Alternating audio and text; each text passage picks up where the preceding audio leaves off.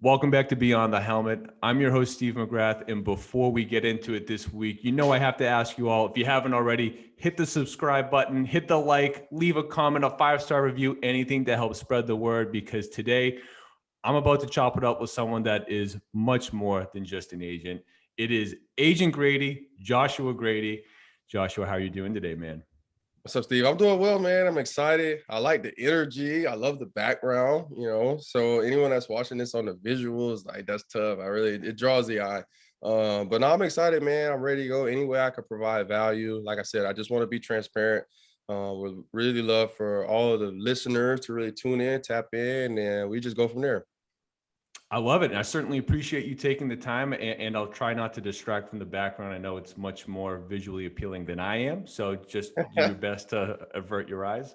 Got you. No, but man, I told you before we jumped in, I came across who you are because I live in the New England area, grew up a Patriot fan, checked out Byron Coward, and boom, your name was there. And then I fell into a rabbit hole of someone that is much more than just the average agent. So I know that I led in with NFL agent, but what really, because I know that that's just the tip of the iceberg for you. What is your elevator pitch for who you are and what you're doing? Because I don't want to put you in a box. Right. So that's good. An elevator pitch. I'm glad you said that. So we'll try to keep it as short as possible. For me, like you said, my hashtag is more than an agent. So I do work as an NFL agent, but we also own a marketing company.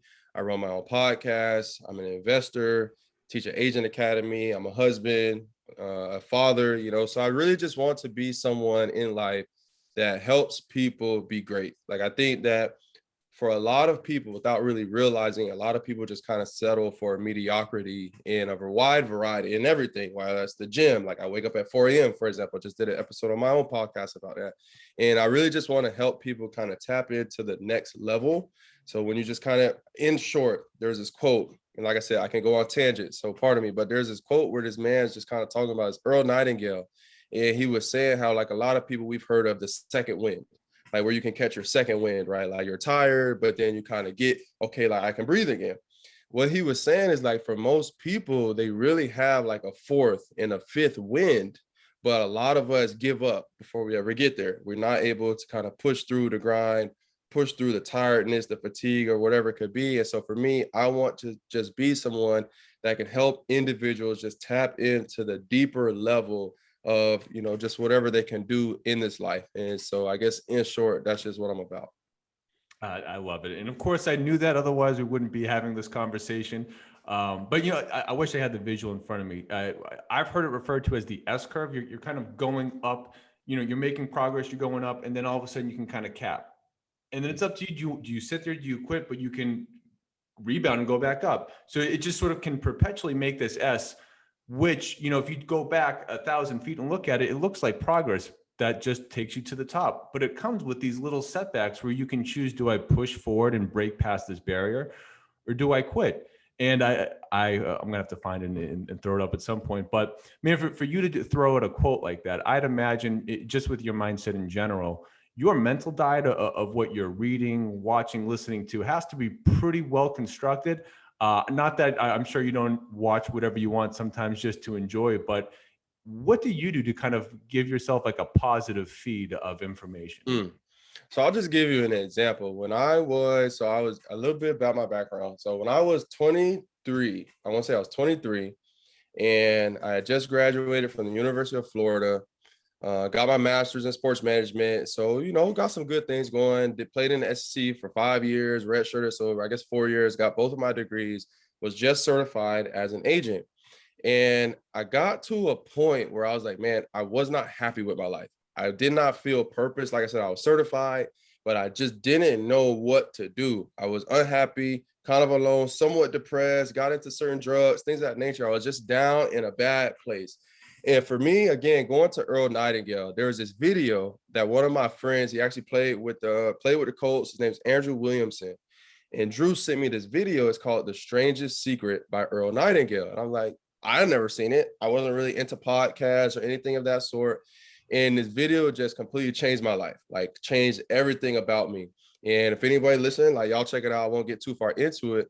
But this video just kind of sparked something in me. It was like, whoa, like it just gave me greater wisdom.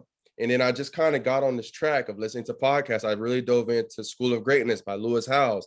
I started reading financial books. I got into learning a little bit about like Roth IRAs and certain stock market, S&P 500, and just kind of started picking up crumbs that were laid out in front of me. And from there, like, I mean, kind of like you said, really trying to take control of the mind. That's something Earl Nightingale said. And the one analogy I will use, he said, our mind is like a field. Whatever we plant, it's going to bring back to us. And the mind does not care what we plant. So if we're planting garbage, if we're planting just certain TV shows that you know are not really good for you and not teaching you anything, that's what it's going to be in your brain. And so just kind of realizing the power of the mind and the power of what we are consuming, I just tried to be as intentional as I could of what I'm bringing in. So just like podcasts like this, podcasts that could get me to start thinking beyond my current situation and really started helping me to manifest what I thought could be a long-term dream into realizing, well, if I do what I need to do today, if I read the books that I need to read today, they're going to bear fruit for me in the long run. So that's really where that started. And like I said, I'm just big on to the reading, to getting in my Bible, listening to podcasts, listening to people, having honest conversations about real world dialogues. And I would say for me, since I've been on that track, I've just been very grateful to be able to tap into wisdom that is available for me and just try to reduce the noise. I think that's the one thing that is really hindering a lot of people in my generation, as well as those that are younger, is we have so many distractions, whether that's an Instagram or Twitter, you know, you got a Pinterest, you got this website, you got this TV show. It's just so much noise and so much that is going on. But once we were able to kind of silence it and to really focus, okay, what is it that I want out of my life? That is when everything really changed for me. That's awesome. And to your point, we're living in the attention economy. Everything's about attention. And we're all consumers. So it's so easy to just mindlessly drift through what you're doing because you're not intentional about it. It's only when you're intentional about knowing who you are and to what you said earlier, identifying what your purpose is, what gives you fulfillment, you kind of need that to then be able to be more intentional about what you're putting around you because you now see a path, you see what you want to do, and you can now start to build scaffolding with just little things, like you said, crumbs that you pick up here and there that ultimately lead you to be able to start to now have a foundation that you can build on and do something with. So what, as you were going about all this in sort of putting yourself down this direction, at what point did you see an uptick with, to the point where you're launching your agency, to the point where you're able at some point down the line to launch your media network, be able to, have the agent academy and start to continue to level yourself and your agency up? I would say that if there was one period of time that really helped me to sharpen everything I was doing in life, it was honestly when COVID started. And like I saw this quote, this was a while ago, and it was on Instagram, and it was saying how if COVID did not bring out the hustle or the genius in you, then it's not in you. And I was like, whoa, like that's very powerful. And what it just like seeing with COVID, I guess even just like the backdrop for me as an NFL agent, so much of my income is based on having a season. For example, like if there's no NFL season, I don't get paid. And for a while, like a few months, there were rumors of like, are they going to play? Like, what's the season going to look like? Is it going to get reduced? And so for me, like I have a son, I have a wife. And so I really needed to start figuring out, well, what else can I do to provide value to people that can help me feed my family? That's really where it started. And I just thought like, okay, well, even in COVID, everyone needs marketing. Like this podcast, like you need marketing. You need to get eyes on it or else like it's pointless if nobody's listening. And so I said, okay, well, maybe that's an avenue. And then with the Agent Academy, I've always wanted to teach. I've always wanted to be able to kind of give people certain direction that I did not have when I first started out. So I said, okay, well, there's this technology called Zoom. Maybe I ought to use it to kind of teach a course. And I want to say like I had no idea what that was going to lead to. We had 45 people sign up for my first class. And so just trying to, like I said, just utilize I guess I'll put it like this. Amongst every adversity is opportunity. Another thing Earl Nightingale says in this podcast, and he got a lot of jewels. And he's like, optimists roam the world seeking out opportunity. Like that is what it's about. It's looking at the world and saying what opportunities are arising right now. Like only thing I mentioned is I do dog walking. I dog walk with WAG. I tell people that dog walking is the secret come up. Secret come up. I do Uber Eats. And so for me, it's just kind of realizing like, man, there are a wide variety of ways that someone can provide value in the modern day that we are in. And again, with COVID, it just kind of showed me certain opportunities that were just right in front of me. And it was nothing more than really learning to tap in. And I'm really just grateful for growth, grateful for that time span. And I just think, like I said, last year just really planted a lot of seeds in me that I think right now are bearing fruit for myself. You know, it feels crass to sort of say that, you know, it's a pandemic and you kind of fell on either one side or the other. You either kind of shut it down and you probably gained weight and had a absolutely miserable time, or you fell on the other side and you made the best of it. And you can come out of, you know, a year where a lot of people lost a lot, but you could have gained a lot. And it's literally, it was only ever a matter of perspective because we were all in the same boat. But to your point about the quote there about optimists will find opportunities, I think you hit the nail right on the head. But man, I do want to pivot a little bit because I want to say the phrase "the long game," and I want to break this down into two different senses, because in the most general sense, the long game. I mean, you personally, instead of looking 3 to 5 years, I'm sure you're looking 30 to 50 years out. Where will you be? And I know that you're going to be doing the same for your clients. So what does it actually look like in terms of planning, like day to day now when you're working, whether again, it's for yourself or a client? How do you make decisions that are long-term based? And does it ever really come at the cost of short-term pleasure? Mm. So one, yes, anytime. So there's always going to be there's really two frames of mind that people can operate in. It's like you said, is it going to benefit me in the short term, or is it going to benefit me in the long term? If something benefits you in the short term, it's not going to help in the long, and vice versa. And so for me, I would say like daily, it's are you able to do things intentionally that, like you said, just that without a shadow of a doubt are going to give you success in the long run. So for me, like simply like eating, this guy was basically saying like with food, you got McDonald's right here and just whatever, let's say just Greenery Coach, just a local bowl place that has really good food. He's like, the cost of eating this burger over this like really good bowl, we'll just say just whatever that is for you, one time, it's really not going to make that much of a difference just doing it once. But it's the continuous choice of either going short term versus long term that over time you are going to see just gradually things are just going to start splitting apart. And so for me, I think it's just being able to get the mind, like again, thinking opposite of our generation. We are in the microwave society. Like we want it now. We want things now. But I will say, I believe going back to even high school, this was something that my mom really taught me. When I chose to go to Vanderbilt, the reason I signed with a Vanderbilt on my signing day, this video is probably somewhere online, I can send it to you after. I said I wanted to make a 40 to 50 year decision and not a 4 to 5 year decision. With my investments right now, I'm big on what are companies that are going to be successful 50 years from now.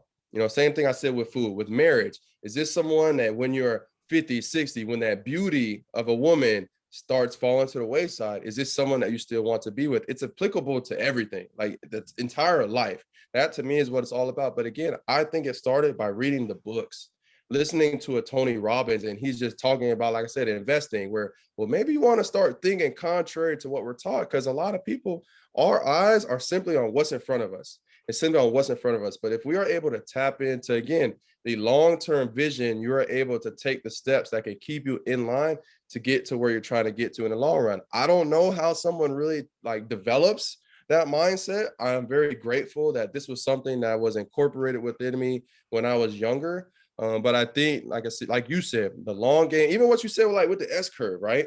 Like the S curve, how in the short run, sometimes you're going to go down, like the slope's going to be down. You're like, what's going on? Like life's bad, it's rough, it's this. But you got to be able to zoom out.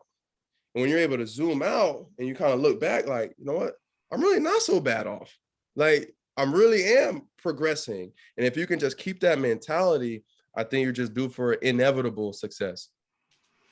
100%, man. And I think that so much of being able to have that long-term mindset is being dealt not necessarily massive blows, but like you don't get what you want right away. Like you need to see like, oh, I thought that, and I don't mean to put words in your mouth, right? But if you, let's just say like, I want to be an agent today, and you're like, wait a minute, I don't have a first round pick in the NFL draft this year. Like, oh, like uh, I'm going to have to work to really get what I want, and to know that there's going to be a lot of steps you're going to need to hit in order to have this massive agency, to have all these different clients. But like, it starts with a step. Like, it's Yes. this journey of 10,000 steps, and everyone's on step 3. Like, wait, I thought I was going to be on step 3,000 by now. Like, what's going on? But it's the microwave mindset that some people have it. And you mentioned a Roth IRA earlier.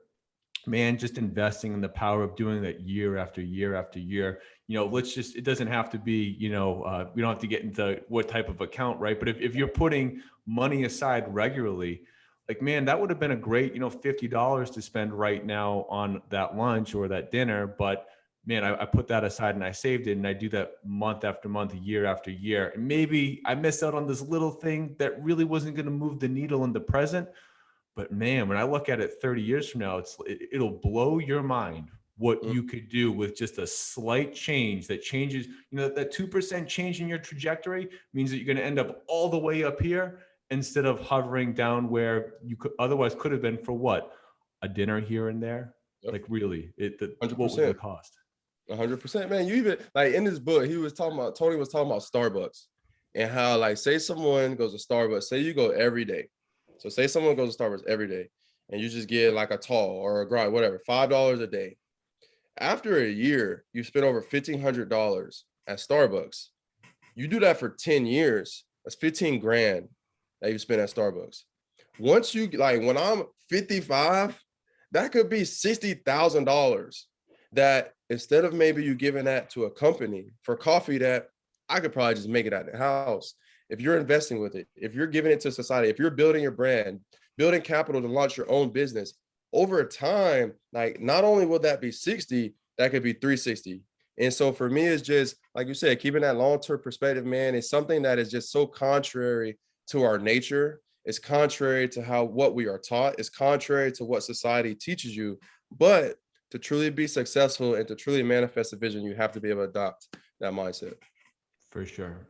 So now I need to ask about the other sense of the long game that I had Yes. alluded to. Man, when I saw that you had been able to be a part of something, You watch the doc, huh? I didn't watch the entire dog. I'm not gonna lie. I do plan on it, but I have not yet. So, do you mind just talking a little bit about what that was like, how that came about? Yeah. So the long game, for those that don't know, is basically a documentary that we had that came on Fox Sports in November. And so the backdrop, dang, it's so funny.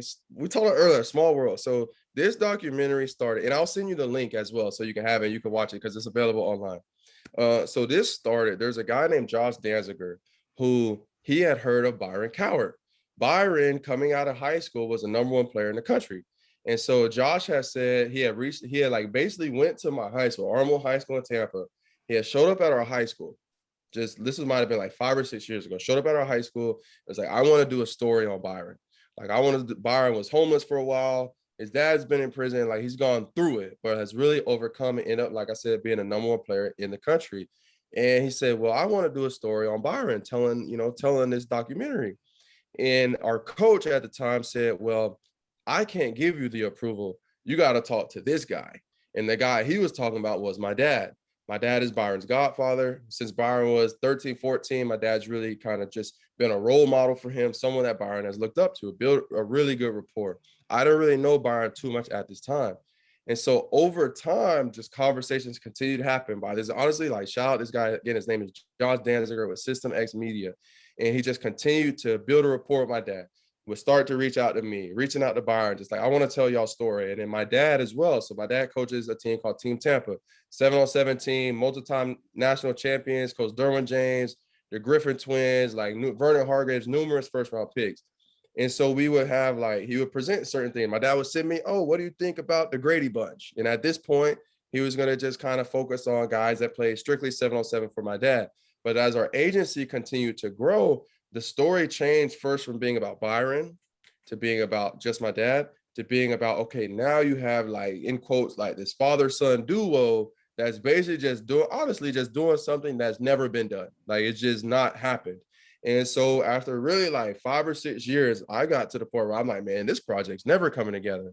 But then there was one day where we get a call and there's this guy named Michael Hughes. Michael Hughes has won multi-Emmy awards, has his own company called DLP Media Group. If you've seen on ESPN, he produced the Lance, or their company produced the Lance documentary that came out, I think that was in 2020. They produced a 30 for 30 on Dennis Rodman, a 30 for 30 on SMU when they like got the death penalty with football. And he got a call. It's like, Michael's very interested. You fast forward, hey, we think Fox is going to pick up this documentary. And there was one day, like for me, like I said, it's been 6 years. And I'm like, this is never going to happen. I'm not even thinking about anything. Like coming on TV, I'm like, why would they want to put me on television? Like, that doesn't make sense. And then when we went to sign George Campbell, and it's the first scene that's actually in a documentary, I walk into this room and these guys got like bazookas on their back, like big old cameras. I'm like, whoa, like this is crazy.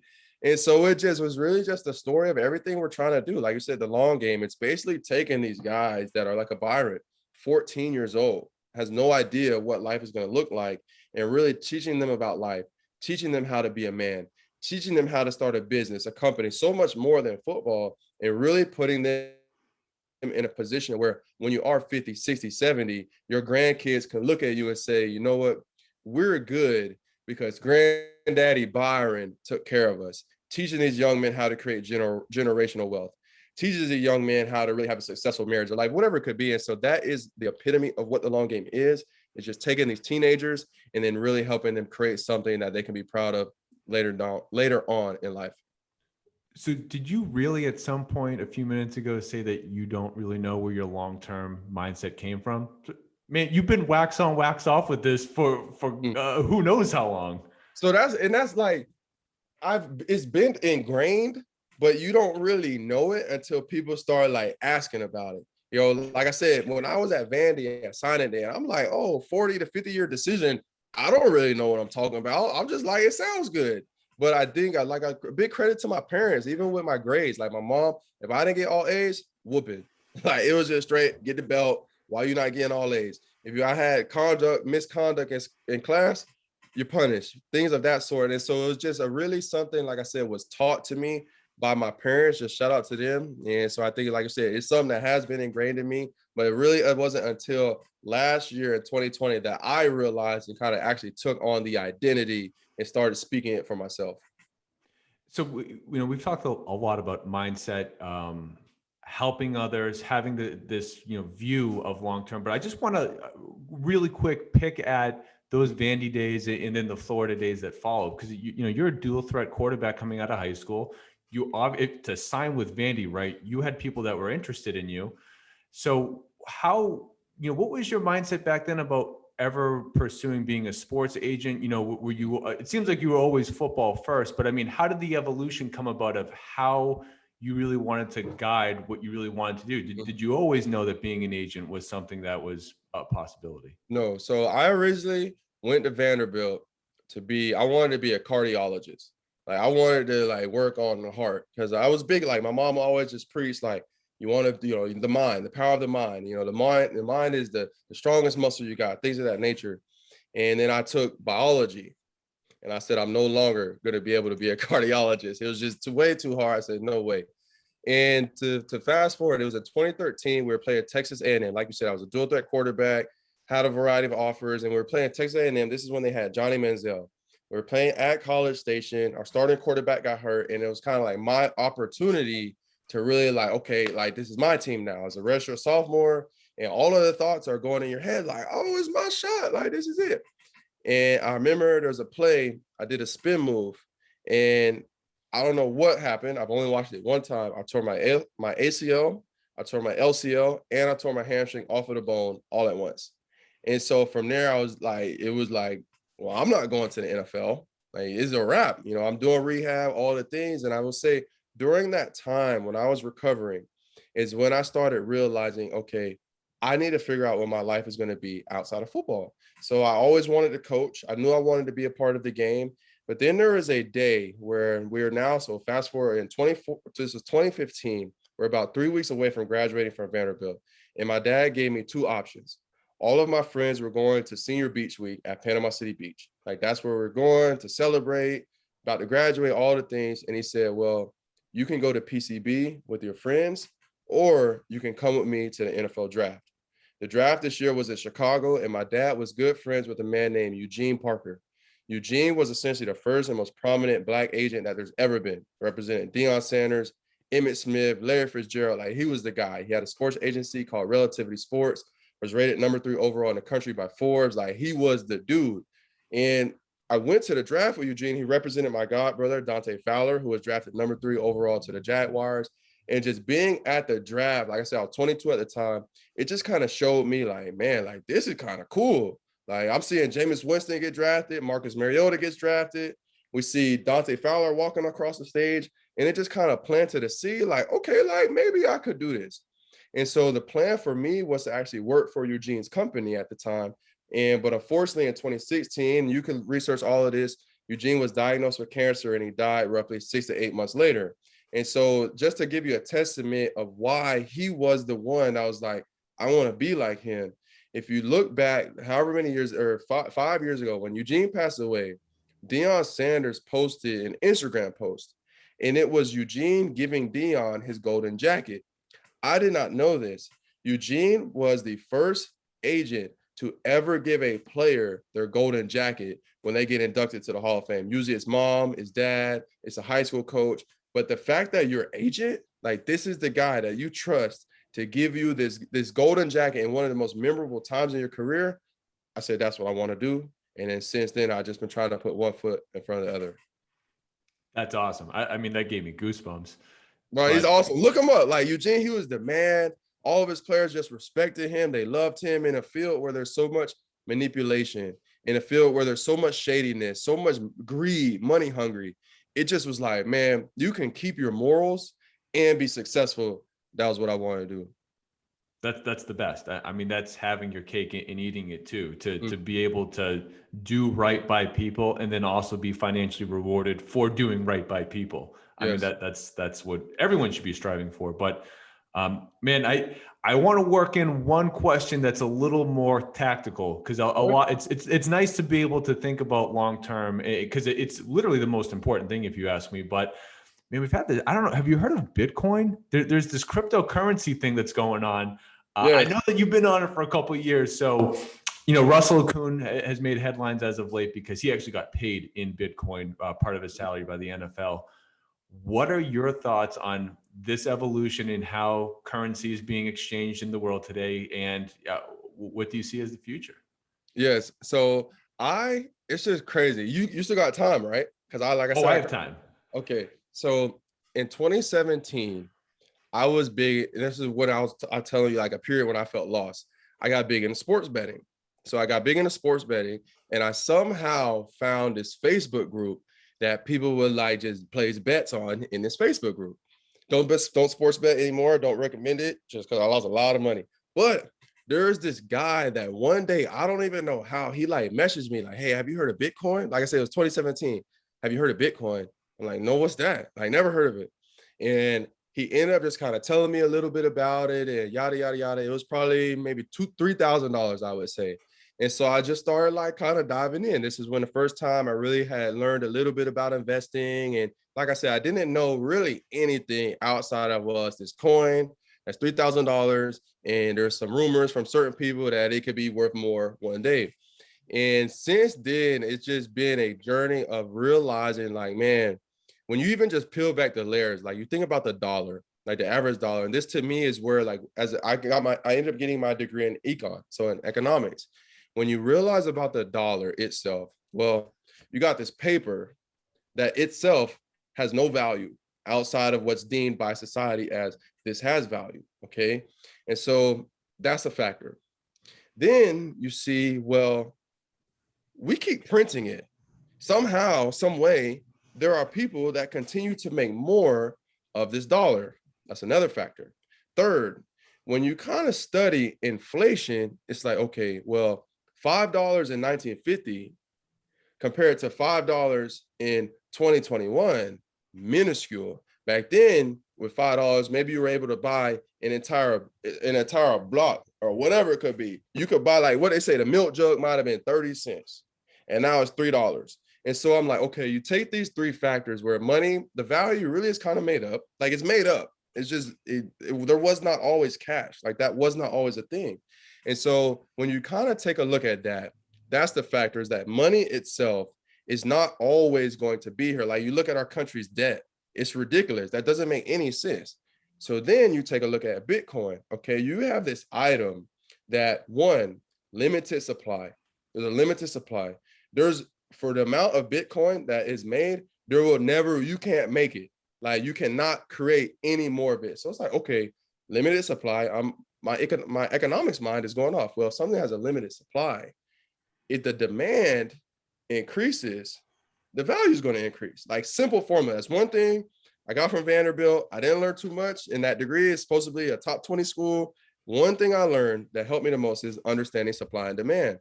And so when you just kind of take a look at all these factors, then you look at technology and how we are rapidly growing with technology. When you look at the ability for us, like if someone is in China, if I want to send them money with cash, I can't do that. It's going to take time. There's so much processing that needs to go on. But with the Bitcoin, it was one day I sent my friend money or sent my friend a portion of Bitcoin and he got it like 20 seconds later. I said, I'm sold. I made a Facebook post and I was telling people, this is the revolution. Like, this is the future. This is going to happen. I got so much backlash. What are you talking about? It's worthless. It's a Ponzi scheme. It's this. And just stayed true. And we see now it's gone from 3,000 to now 60,000. And for me, I just think it's a no-brainer when you study the blockchain, when you study the abilities for Ethereum. It's not just a Bitcoin. You know what I'm saying? There's multiple aspects of cryptocurrency that you can really tap into. And so for me, I personally think it is inevitable that the world itself is going to have a mass adoption of Bitcoin, of Ethereum, and just multiple cryptocurrencies that for me, it's just like, this is something that someone in our shoes, if we can just take a look back and say, what does the future look like? I think it's a no-brainer. I'm inclined to agree, particularly the smart contract portion of, Ethereum. And just one note about inflation, when I believe it was Ford took us off the gold standard, that's when inflation really became a problem. Now you no longer needed gold to print money. And then the second that happens, you just see this outrageous spiral out of control. Yes. But I have an MBA in economics, so that's why I'm also a nerd when it comes to okay, I see you. Yes, sir. Sorry, man. We are pretty close to wrapping up, but I do just want to touch on just where you are. I mean, 2017 is not that long ago, but in that time, you've been able to really build a lot, just in terms of your mindset, your agency, your family, like literally across the board. So is there anything that you wish you knew 3 years ago that you now know today? Or, just maybe if that's hard, what advice do you wish someone could have given to you a couple of years back? That's a good question. I would say to be content with what you have. To be content with what you had, not to be satisfied. So you should always, I believe, strive for more in whatever aspect. Always strive to be a better man or woman. Strive to be a better agent. Strive to be a better husband, a better investor, whatever it is. Like, you should always continuously try to be better. But at the same point, be content with where you are in life. I think for a lot of people, like there are there's a statement that someone said that has twofold. It's like most people that are depressed are living in the past. Most people that are anxious are living in the future. But the ability to be content right where you are, to be able to turn off your phone, to just go outside, look at the air without nothing, without adding money in, without working too hard, whatever it could mean, just be like, I'm okay, I'm good. Just that ability, I would say, to just be happy, to be joyful in the moment. Yes, you might want more. Yes, you might be striving for more, but to just be able to sit here right now and just be like, I'm good. When I was younger, it was just like, I could not make enough money. There's a moment, I will tell you, with Bitcoin in particular, I had an account on Binance. It was valued at $99,000. I started with $17,000 and went to $99,000. And I told myself, well, I'm going to take out my profits when it gets to $100,000. I just wanted to see $100,000 on the screen. That was the peak in that cycle when I was at $99,000. I did not take any out, and I lost probably like 60% of my profile in the next few months. And the ability to just be content without really being greedy, without being like, I need more. I got to do this. I got to do that. Just to be able to sit in peace and be like, my life is good. I'm content with what I have. I think that is something I wish I would have known when I was younger, because it would give you so much more peace and so much more joy, because a lot of people in our life, especially in our generation, are not content with where they are, too busy comparing themselves to everyone. But if you can just be content in your present, I promise you will have a very joyful and peaceful life. Well said. And I just to echo that, the balance of being content does not come at the cost of not wanting more. Like people Yes. think that it's one or the other, but like you can continue to chase everything that you want while still being like, you know what? I've done pretty good. I'm not going to take my foot off the gas, but like I am content with where I am, what I've accomplished, but I'm still going to go 100 miles per hour to get everything I want. So Yes. you can intersect those two lives. Well, man, as we wrap this up, I got a little thing called the gauntlet. I got a couple quick hitter questions for you, man. So Gotcha. first, let's get to it. What's more important? Is it having the number one offense or the number one defense? Ooh, in football, we're talking yes? Or any, Yes. yes, number one offense. Oh man, I would say it is more important to have the number one offense in today's football. Now, if we were Oh, talking just generally, would your answer have changed? yes, I think generally speaking, I would say number one defense. I would say when you look at the transfer of rules and the change of rules right now, it just has favored the offense. So the number one offense, I would say right now. But I would say in general, I think number one defense. And the reason that I say that is because when you're on offense, you can score, but you can't stop someone. When you're on defense, you can stop someone and you can score. So I would say number one defense overall. But in the landscape of today's football, just offense just has so much more of an advantage. That's fair. So, man, obviously you've played a little ball. So I got to ask you, what's your favorite sports memory? Ooh, ooh, man. Favorite sports memory. My favorite sports memory was my freshman year of high school. I started the third game of the year. Our team was horrible. So Freedom High School, we were terrible. And I think it was like the seventh or eighth game of the year. We were like, oh, and whatever the record. We were oh, and whatever. And like I said, I was a freshman playing starting quarterback, which just doesn't really happen in the state of Florida. And we played a game against this team. It was Middleton High School. Never forget it.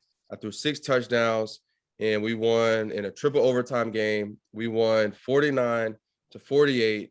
Game winning 2-point conversion went to a guy named Mark Ciance, who's actually one of the founding members of Body Armor. And so for me, I would say that game in particular, we had a female kicker who kicked the game winning extra, like she kicked extra points, and we ended up winning because the other team missed extra points. So much went into that moment. It was my first high school game. I remember my coach just hugged me. He was crying. We was crying. And it was just, yeah, it was, I'll never forget that game. I would say definitely Middleton, 6 touchdown, triple overtime game, most memorable moment. That's awesome. Now, as an agent, you might be a little biased here, but what's most important? Is it the players or is it the scheme in terms of winning a game? Players. It's the players. No question. It's the players. It doesn't matter what sport. I think we've even seen that, Tom left New England, and won again. So for me, I think it's definitely the players, man. It doesn't matter what schematics you have. It matters. It does matter. Everything matters. The coaches matter. All of it matters. But at the end of the day, it's the people in between the white lines. It's the people in between the white lines. Because you can have a great player that can make up for schematic errors much more often, I believe, than how you can have a good scheme that can make up for not as talented players. I think it's the players without question. Fair enough. Well, man, I know I asked you a question about advice. So to end this podcast, what advice would you now give to any young dream chaser out there that sees what you've been able to build? My one piece of advice would be to be willing to live a life that is contrary to your peers. And the reason I say that is because most people, whether they'll admit it or not, are settling for mediocrity. If it's a Friday night and your friends are going out, they're going to go party, but you know that you need to do X, Y, Z to make your vision happen, do that. Be able to sacrifice, be able to do things different, be able to eat different, be able to not watch the show that all of your friends are watching, be able to get off of an Instagram. I took a 6-month Instagram hiatus because I had realized it was really distracting me from getting the work in that I needed to. If you are able to do things contrary to the masses, I can promise you will be successful, because the masses are average. That's why they say the 1%. That's not the majority, that's minority. If you can do things that are contrary to what everyone else is doing, you will be successful. There you have it. Joshua Grady. It's gsafootball.com. And where can people find you on social media? Yeah, y'all can connect with me anywhere. I've tried my best to respond to everyone at Agent Grady _ on Instagram. I would probably say is the easiest place. Twitter at Agent Grady _ I'm on LinkedIn.